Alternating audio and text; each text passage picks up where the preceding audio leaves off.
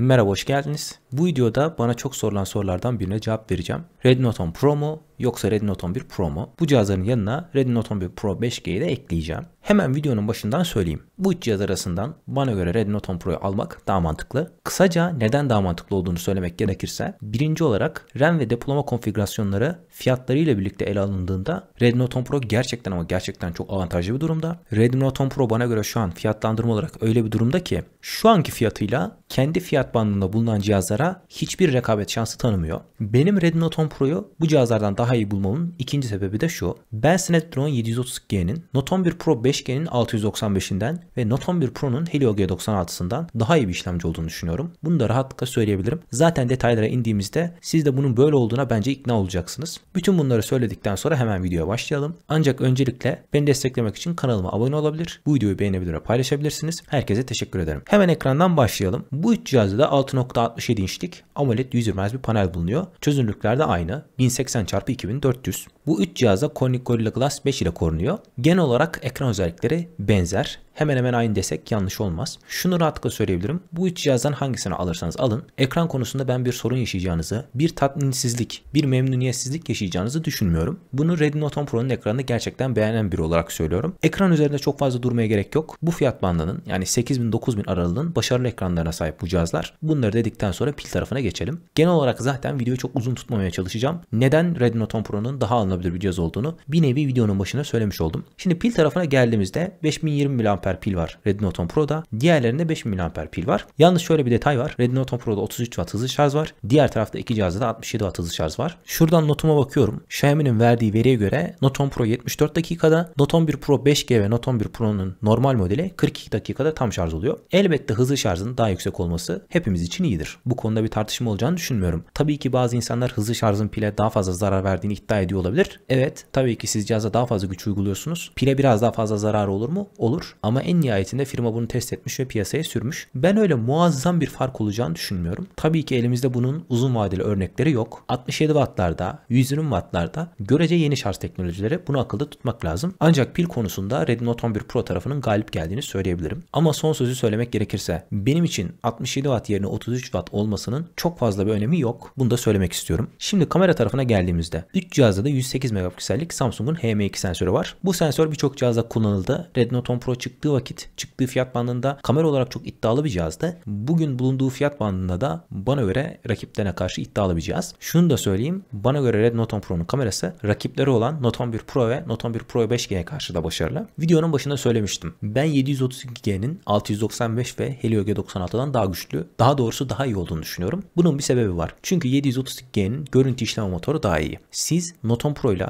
4K 30 FPS, 1080p 60 FPS video çekebiliyorsunuz. 11 Pro ve 11 Pro 5G ile 1080p 30 FPS üzeri video çekemiyorsunuz. Bunun tek sebebi de işlemci. Bunun başka bir sebebi yok. Bir önceki model olan Helio G95'te 1080p 60 ve 4K 30 FPS video desteği vardı. Bunun bir örneğini vereyim ben size. Redmi Note 10 S'te bu video çözünürlüklerine sahibiz. Aslında söylenen şey şu. Helio G96'nın 2K video desteği var. Ancak 695'te bu destek bile olmadığı için alt modelin üst modelden daha yüksek görünmemesi istendiği için böyle bir tercih yapılmış Redmi Note 11 Pro'da. Bu bizzat benim yorumum değil. İnternette okuduğum yorumlardan birisi ve bana mantıklı geldi. Bunu destekleyecek kanıtlar var. Yine o arkadaşın verdiği bir yorum. Arkadaşın adını hatırlayamadım. Kusura bakmasın artık eğer bu videoyu izliyorsa. Helio G96'lı tekno cihazlarda biz 2K video desteğini görüyoruz. Bütün bu söylenenlere tekno cihazlardaki bu 2K video seçeneği bir kanıt olarak gösterilebilir. Bütün bunların yanı sıra bana sorarsanız Snapdragon işlemcilerin görüntü işleme motoru daha iyi. Daha iyiden kastım şu. Aynı kamera sensörleriyle daha iyi sonuç veriyorlar. Bunun örneklerine bakabilirsiniz. İki cihazı kullanan insanların görüşlerini okuyabilirsiniz. Genel görüş benim gördüğüm kadarıyla Redmi Note 10 Pro'nun kamerasının daha iyi olduğu yönünde. Ben bu görüşlere katılıyorum. Note 10 Pro'nun kamerasının ana kamerasının daha iyi olduğunu düşünüyorum. Arada sırada bana tepki geliyor. Neden sürekli işlemci, neden sürekli işlemci? Bakın biz burada çok net bir şekilde işlemcinin nelere sebebiyet verdiğini, neleri getirdiğini ve nelere götürdüğünü görebiliyoruz. Bunu da söylemek istiyorum. Şimdi yardımcı kamera olarak 3 cihazda da 8 megapiksellik f2.2 diyafram açıklığına sahip 118 derecelik bir geniş açı kamerası var. Note 10 Pro'da 5 megapiksellik f2.4 makro kamerası var. Diğer iki cihazda 2 megapiksellik f2.4 makro kamerası var. Note 10 Pro'da ve Note 11 Pro'da 2 megapiksellik f2.4 diyafram açıklığına sahip bir bokeh kamerası var. Note 11 Pro 5G'nin bokeh kamerası olması gereken yerde AI yazıyor ve ben sitesine baktığımda buna dair bir bilgi verilmemiş. O yüzden bu konuda çok konuşmaya gerek yok. Ön tarafta da bütün cihazlarda 16 megapiksellik bir ön kamera var. Yalnız f2.45 diyafram açıklığına sahip Note 10 Pro, diğerleri f2.4. Çok önemli bir detay olduğunu düşünmüyorum. Bunları söyledikten sonra kamera kısmını bitirelim. Kamera kısmında en önemli konu ana kamera. Ana kamerada da bence Snapdragon 732G farkını koyuyor. Zaten video çözünürlüklerinden biz bunu görüyoruz. O yüzden bu detayın üzerinde fazla durmaya gerek yok. Bir de şunu söyleyeyim. Videonun bir kısmında söyledim mi söylemedim mi bilmiyorum ama yine de ben tekrar söyleyeyim gerekirse. Helio G95'te 4K video kaydı varken neden Helio G96'da 4K video kaydı yok? Şimdi benim anladığım kadarıyla Mediatek'in sitesine baktım. Helio G95 64 megapiksellik kamera desteğine sahip. Helio G96 108 megapiksel kamera desteğine sahip. Burada Helio G96 ile 108 megapiksellik kamerayı biz kullanabiliyoruz Note 11 Pro'da. Ancak Helio G95 koysaydılar 108 megapiksellik kamerayı desteklemeyecekti. Megapiksel desteğine kavuşurken videodan kaybettik. Neden böyle olduğuna dair bir bilgim yok. Bunu açıklayan birisi de yok. İnsanlar şöyle telefon özelliklerine bakıyor. G96 var, G99 var. Bakın G95'in üzerindeki işlemciler G96 ve G99 G95'ten daha iyi değil. Evet, şaşırabilirsiniz. Ben de şaşırıyorum. Bu isimlendirmeye de hayret ediyorum. Ama evet, G96 ve G99 G95'ten daha iyi bir işlemci değil. Bunu da söyleyelim. Şimdi bu işlemci kısmına gelmişken dediğim gibi 732G var Note 10 Pro'da, 695 var 11 Pro 5G'de, Helio G96 var 11 Pro'da. Şimdi burada 6 nanometre olduğu için 695, 732G'den biraz daha verimli ve biraz daha kaslı diyebileceğimiz bir işlemci. Benchmark skorları biraz daha yüksek. Burada Helio G96, normalde Helio G95 GPU'su güçlüyken G96'nın GPU'su G95'ten daha güçsüz. Normalde G95 732G'nin grafik birimiyle aşık atabilecek, onunla yarışabilecek bir GPU'ya sahip. G96 da yine 732G ile belli bir seviyede kapışır. Hatta aynı da kabul edebiliriz. Buraya çok takmaya gerek yok ama asıl fark burada dediğim gibi görüntü işleme motorunda ortaya çıkıyor. Bir de şöyle bir durum var. Bildiğiniz gibi Android camiasında bir Google kamera gerçeği var. Sizin burada Snapdragon işlemcilere Google kamera portunu, düzgün çalışan bir Google kamera portunu bulmanız Helio işlemcilerden, Mediatek işlemcilerden daha olası. Bu da bence dikkat edilmesi gereken önemli bir detay mı? Evet, bence önemli bir detay. Nanometreleri çok vermeye gerek var mı bilmiyorum ama G96 12 nanometre, 695 6 nanometre, 732G 8 nanometre. Dediğim gibi arkadaşlar, bana göre evet 695 biraz daha verimli vesaire vesaire ama 732G'nin daha üst segment bir işlemci olduğunu biz burada isimlendirmeden görebiliyoruz. Elbette siz 810'la ne bileyim 805 ile 778G kıyaslarsanız arada bilmem kaç yıl fark var. Burada tabii ki bunları kıyaslamak çok mantıklı değil ama bu işlemciler yakın vakitte çıkmış işlemciler. O yüzden bu kıyaslamayı yapabiliriz diye düşünüyorum. Şimdi depolama seçeneklerine, fiyatlandırma kısmında geleceğim. Bu cihazların hepsinde LPDDR4X RAM var. Bu cihazların hepsinde USB 2.2 depolama tipi var. Bunlar güzel özellikler. Hani 3.1 olaydı tabii ki daha iyi olurdu ama bu fiyat bandında 3.1'i biraz zor görürsünüz. Onu da söyleyeyim. Kasa kısmına geldiğimizde bu cihazların tasarımlar ön taraftan birbirine benzer. Birçok cihaz birbirine benziyor ama bunlar iyice benziyor birbirlerine. Note 10 Pro 8.1 mm kalınlığı ve 193 gram ağırlığa sahip. Diğer tarafta Note 11 Pro'lar 8.12 mm kalınlığa ve 202 gram ağırlığa sahip. Malzeme kalitesi olarak da bütün cihazlar arka cam panele sahip. Çerçeveler ise plastik. Note 10 Pro'nun, daha doğrusu bu cihazların malzeme kalitesi fiyat bandına göre güzel. Şimdi bazen malzeme kalitesine takan insanlar olabiliyor. Bir defa 10.000 TL altında böyle iddialı malzeme kalitesine sahip yeni bir cihaz bulmanız zor. Bunun yanı sıra aslında 15.000 TL'nin altında da bulmanız zor. Evet, bulursunuz ama o cihazlar malzeme kalitesine oynarken diğer noktalarda ciddi manada kısıyor. Siz burada zaten bir telefon aldığınızda muhtemelen kılıfa takacaksınız. O yüzden bu malzeme kalitesinin önemi benim açımdan öyle çok yüksek değil. Tabii ki sizin tercihlerinizi bilemem. Malzeme kalitesini bitirdikten sonra adından da anlaşılabileceği gibi Redmi Note 11 Pro 5G'de 5G desteği var. Diğer cihazlarda 5G desteği yok. Önemli mi derseniz bence önemli değil. Bunu rahatlıkla söyleyebilirim. Size bir soru sorayım. 5G ne zaman gelecek? 5G geldiğinde biz tatmin edici paketlere sahip olacak mıyız? Tatmin edici paketlere kaç TL'ye sahip olacağız? Ve daha önemli bir soru. Bugün biz 4G'yi verimli bir şekilde kullanabiliyor muyuz? Ben birçok operatör kullandım. En iyi denilebilecek operatörün bile illa ismini vermeye gerek yok. Acayip bir şekilde çoğaladığını gördüm. Ben Türkiye'de hala, en azından kendi deneyimlerime dayanarak söylüyorum, mobil internet şebekesinin başarılı olduğunu düşünmüyorum. Evet, bazı noktalarda gerçekten inanılmaz hızlar alınabiliyor. Ama bazı noktalarda yoğunluk olduğunda, ki bu yoğunluğu ben sonuna kadar yaşamış bir insan olarak söylüyorum, internet göçüyor. O yüzden evet, 5G önemli mi? 5G önemli mi? 5G'ye dikkat edilmesi gerekiyor mu? Fazladan fiyat bindirmiyorsa alıyorsa ne ala, ama bunun için bizden fazla para alıyorlarsa, hatırı sayılır bir şekilde fazla para istiyorlarsa benim için bir önemi yok. Çünkü dediğim gibi 5G ne zaman gelecek? 5G geldiğinde biz yüksek kotalı internetlere ulaşabilecek miyiz? Hadi varsayalım ki ulaştık. Bu yüksek kotalı internetler kaç para olacak? Çünkü bakın bugün ben avantajlı bir kontrat kullanıyorum ama 30 GB'lık bir pakete bakalım diyelim. Sanırım en aşağı 100-120 liradan başlıyor. Paketlere bakılabilir. O yüzden bu 5G'nin ben öyle çok fazla önemli olduğunu düşünmüyorum. Çünkü biz zaten 4G'de doğru düzgün bir hizmet alabiliyor muyuz? Tartışma konusu. Şimdi önemli bir konu Android konusu. Bu 3 cihazda Android 11 ile tanıtılmış. Android 12'yi almış cihazlar. Fark ise şu. Redmi Note 10 Pro MIUI 12 ile tanıtılıyor.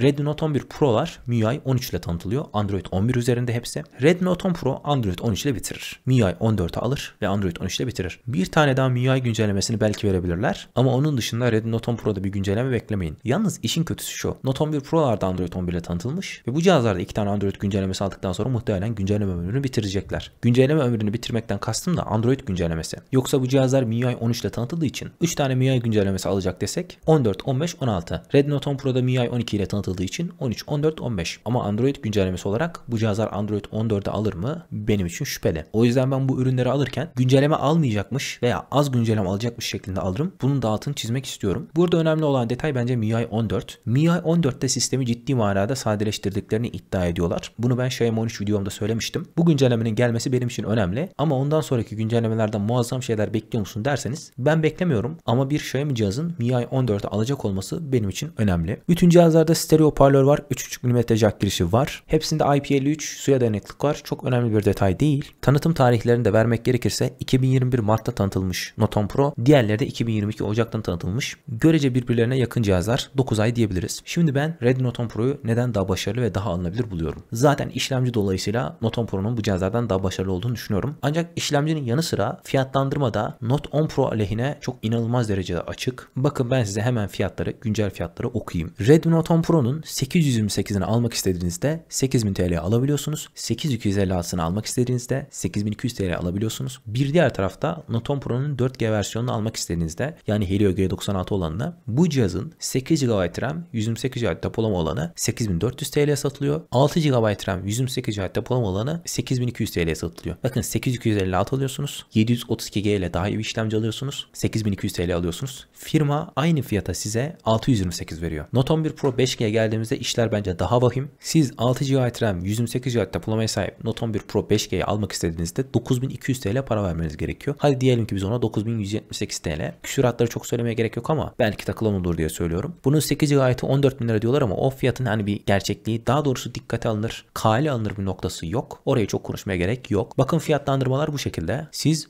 bana göre daha iyi bir cihazın 8 GB RAM, 256 GB depolama olanında 8200 TL alıyorsunuz ve ben size şunu rahatlıkla söyleyebilirim. Bu fiyat bandında Redmi Note 10 Pro'nun bir rakibi yok. Baya yok Redmi Note 10 Pro'nun rakibi. Çünkü Redmi Note 10 Pro bana göre son yıllarda çıkmış, orta segment için konuşursak en dengeli modellerden birisi. Bu cihazın vakti zamanında rakibi A52 idi. A52 9200 TL satılıyor. Üstelik 828 olarak satılıyor. Bütün bunları düşündüğümüzde bana göre tekrar söylediğim üzere Redmi Note 10 Pro, Note 11 Pro'lardan kesinlikle çok ama çok daha alınabilir bir cihaz. Hatta şunu da söyleyeyim. Bana göre bugün Xiaomi 12 Lite'e kadar alınabilecek tek Xiaomi cihaz Redmi Note 10 Pro. Tek Xiaomi cihaz. Tabii ki biz bunu sınırlandırabiliriz. Siz 6500 TL Note S buluyorsanız 628 olur, 828 olur. 6500 TL Note S alınır. Ama 7000 TL'den sonra bir Xiaomi cihaz bakıyorsanız, aklımda kaldığı şekliyle söylüyorum, Note 10 Pro'nun 8256'sından daha avantajlı bir cihaz yok. Bunun bir tane istisnası var, onu da söyleyeyim. Note 11 Pro Plus 5G modeli Dimensity 920 işlemcisiyle 10.300-10.400 TL civarlarında geziniyor. O cihaz da bana göre düşünülebilecek bir cihaz. Bunu da rahatlıkla söyleyebilirim. Ancak 10.000 TL'nin üzerine çıktıktan sonra ben S20 FE'ye, ne bileyim A73'e, 12 Lite'e, Honor 70'e bakmanın çok ama çok daha mantıklı olduğunu düşünüyorum. Çünkü o cihazlar bana göre bir nevi segment atlıyorlar. Bunu da bir not olarak düşmek istiyorum. Dediğim gibi kıyaslama bu şekildeydi. Tekrar söylediğim üzere ben kendime alıyor olsaydım, birine tavsiye ediyor olsaydım, bir akrabama tavsiye ediyor veya alıyor olsaydım Redmi Note 10 Pro'nun 8256'sını, eğer bütçem bu fiyat bandındaysa kesinlikle hiç tereddütsüz alırdım. Ancak şunu tekrar not düşeyim. Eğer bütçeniz varsa, bir önceki videoda da söylediğim gibi 12.000-13.000 TL bandındaki cihazlara bakmak, hangi cihazlar olduklarını zaten biliyorsunuz. S20 FE, A73, 12 Lite, Honor 70, hatta 11T'yi bulabiliyorsanız 11T.